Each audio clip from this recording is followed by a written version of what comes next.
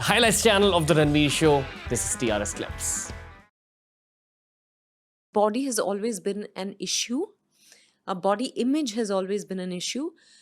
And let's say I've had, I've had a history of hormonal issues.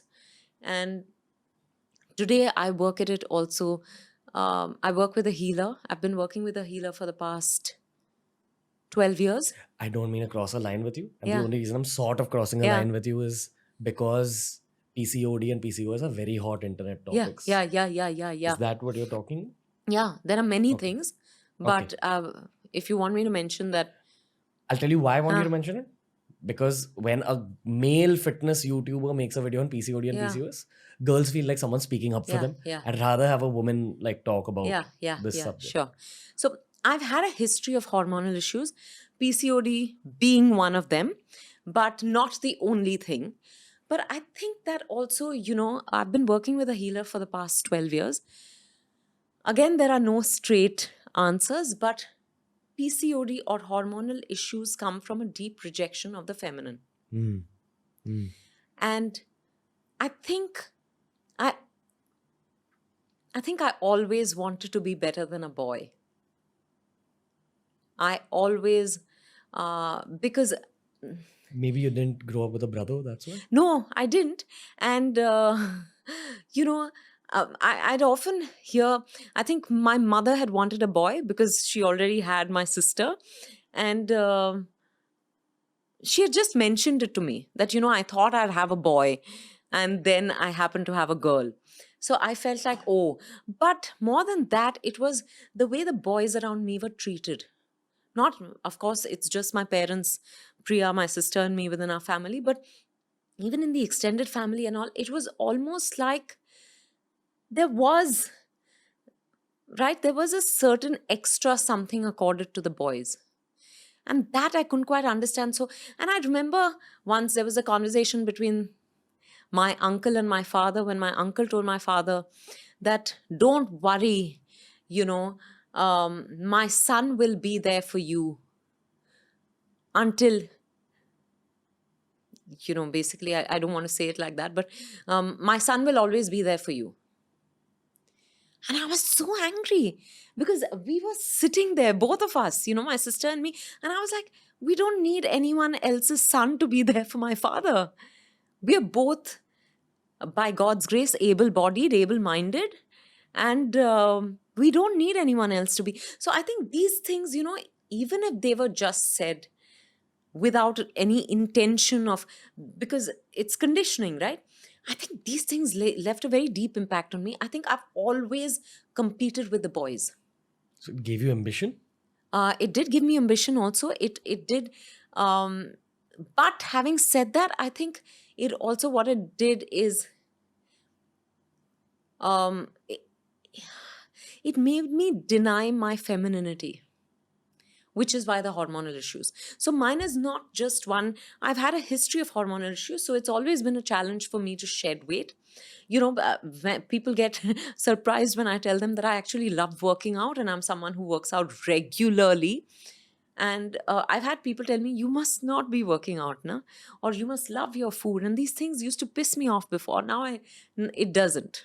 Because I know who I am and I don't have to prove anything to you. But there was a time when it would really anger me because I would feel like they were judging my body. And actually, so I think it's, so coming back to what we were talking about. So I've been working with a healer for the past 12 years. And it's been wonderfully revelatory how everything in my life went back to the body finally. If a film didn't work, I thought it was because of the body. Wow. It's that deep rooted because actually we don't realize how we human beings see ourselves as our bodies. Because so therefore, how you see your body, how the world sees your body, all of that, and the world will see your body the way you see your body, I think women go through it more than guys. For sure. Because body is such a large part of our identity, right? We're your worth is associated with how you look. worth as a woman. your honor of the family depends on your body and how you behave with your body. Right. Wow. The honor of the family. Yeah, depends. exactly. So can you believe the burden we actually carry on the kind of responsibility that we carry to therefore lead ourselves in a certain way, therefore conduct our bodies in a certain way. So we see ourselves primarily as bodies. Tell me about the darkest moment you had with this relationship with my body situation. I'm assuming it happened somewhere during your career. Yeah. Because external voices then will make you feel a certain way. Yeah. This then confirms your internal doubts Yeah. sometimes. I think I felt it very sharply when after the Dirty Picture and Kahani and after a spate of 5 hits, now I was being hailed as a female hero, the Shiro, and I was being called a fourth Khan and all that.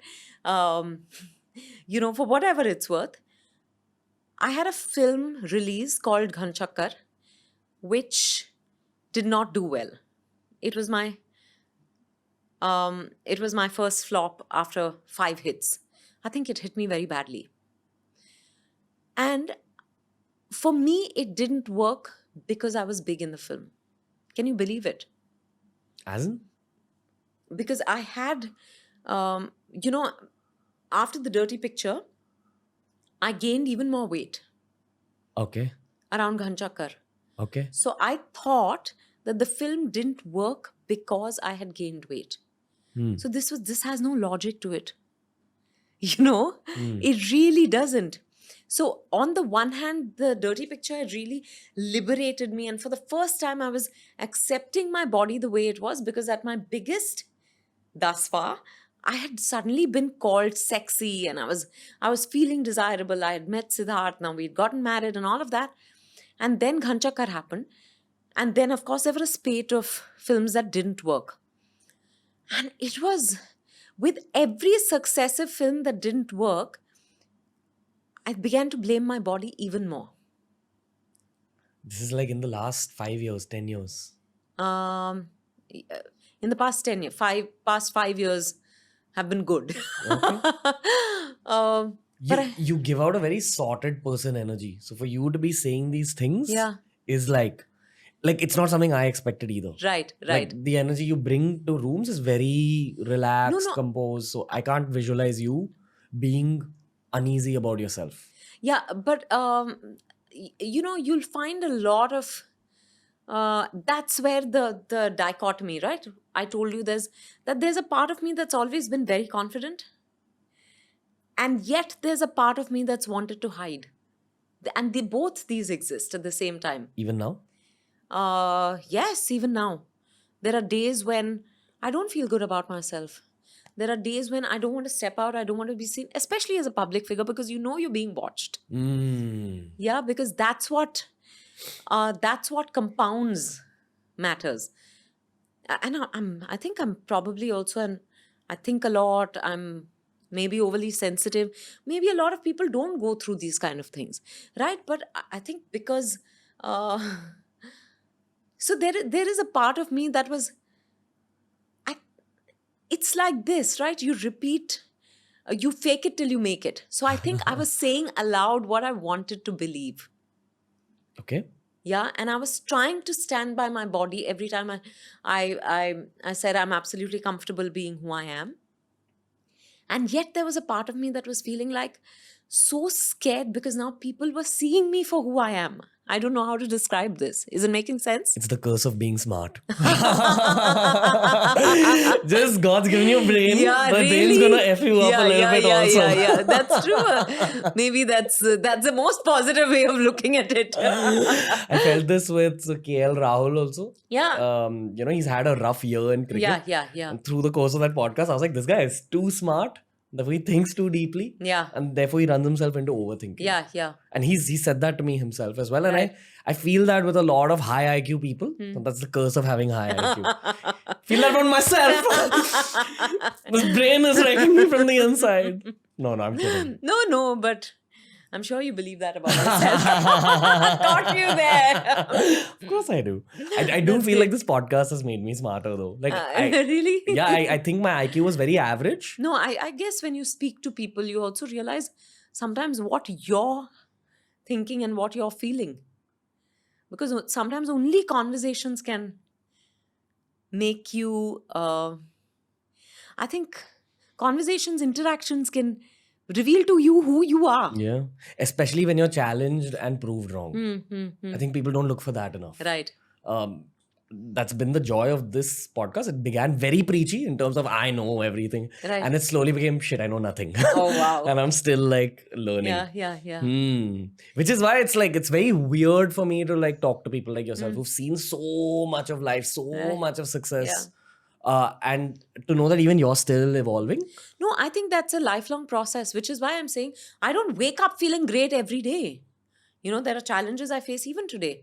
There's much less about but there has been a shift. Now it's not about not accepting the body. That's the big shift that's happened. But there's a lifetime of rejection of the body, right? So I'm still working my way through that because so I've had lots of health issues in the past, and it's just, for example, a lot of times I feel that the results are not commensurate with the effort I put in terms of my fitness.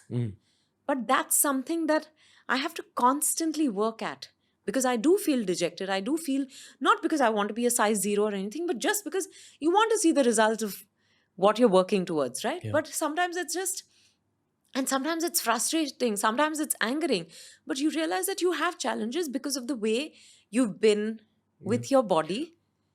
I hated my body for most of my life. It's different now. So now the good thing is that this process has taught me to accept my body just the way it is and actually give gratitude for it, because I realized that if not for the body, I wouldn't be here. You know this thing you said about what your emotions are going through and what your mind is going through manifests as illness or injury or some kind of hormonal problem. I've had Luke Coutinho say this on the show. I've had lots of spiritual folks say this on the show. And now I'm having a film star say it on the show, like a mainstream film star. This idea is not out there enough. There was a book I read once which actually listed out every single illness. Louise Hay? I think so. It's a lady, right? Yeah. Louise Hay, You Can Heal My Life. Yeah, I think that's the... So she's given 3-4 pages where every single lifestyle related issue has been linked to something From emotional. acidity to vertigo to heart disease to cancer to everything. And it is fascinating. And it is true. I completely agree that it's true. My struggle is with convincing a lot of the skeptics, and then skeptics you can actually never convince because they'll always have like a rebuttal. But when you open yourself up to things like this and you realize that all illness, all disease, all lifestyle related problems will only leave you when you understand what they're trying to teach you. That's when you open yourself up to these things. And it could be things like cancer, which even Luke Coutinho says in a lot of cases is a lot of unprocessed pain or grudges. It's one of the two. Resentment, acne, which is a lot of unresolved anger. I think that lady had also mentioned cataract as a way of looking at the world, not how it is. Little things like this. Little things like I've read that when you have a leg problem, it's your fear of moving ahead. When you suddenly develop a leg issue. Things like this. It puts things in perspective, but I'm saying this is my understanding today. But if you don't agree with it, that's absolutely fine. That's up to you, because maybe your experiences tell you differently. I'm saying not you as in you, but I'm with you. We're on this Louis Hay thing together. I want to relay an experience though. Please do. I randomly developed a really bad shoulder problem out of the blue. Lifting weights for like 10 years. I don't even know where the problem came up. And it was so bad that I woke up one day and I couldn't move my arm. And I'm just 29 at this stage. So I'm too young to like have random bad shoulder problems like this. I went to my physio who put me through good physiotherapy. She corrected a lot of things. And then in the 7th or 8th session when my shoulder was getting better, she said, okay, today we're going to do dry needling. Okay, which is where they put needles into your body. But she does a more intense version of it where she actually plays with like the muscle. Okay, and she's like, okay, so can I start the proper process? And I'm not facing her, she's behind me. Okay, so I'm looking there. She's behind me. She started needling my left shoulder. Right before the shoulder pain had begun, I had a really bad breakup. Okay? And she started needling me really intensely. I can feel it in my fingers, okay? And it's hurting me almost. Like, it's not the pain of an injection, but it's the pain of your muscle just like cramping up and opening up. In my head, I started replaying all the intense fights I had before my breakup in detail, almost in a way where I felt like time slowed down. I could see every detail of those fights. Okay, and I didn't even realize when tears were like falling out of my eyes and there was like a pool of water, pool of tears just like under me. And she's like, Ranveer, are you okay? Is this feeling fine? I'm not responding to her because I'm in some other trance. And she came on this side and she's like, no, don't worry, this is very normal. Especially left-sided injuries, they're usually emotional. So I'm like, what do you mean by that? She's like, I don't say this to all my patients because everyone's coming here for a scientific perspective. But if I get to know them and if I realize that they're open to these emotional meets science conversations, she says that right-sided injuries are related to tension about the future and left-sided injuries are related to sadness about the past. And I don't know how much I believe what I'm going to say now, but I feel like it helped me even like heal from that breakup. Wow. A little bit. Just that one needling session. Amazing. So I'm like, what kind of pain is stored here? But that's how the body works. Yeah. And stuff you only discover as you grow older. It's so fascinating, right? Yeah. So if you enjoyed this video, subscribe to TRS Clips for more.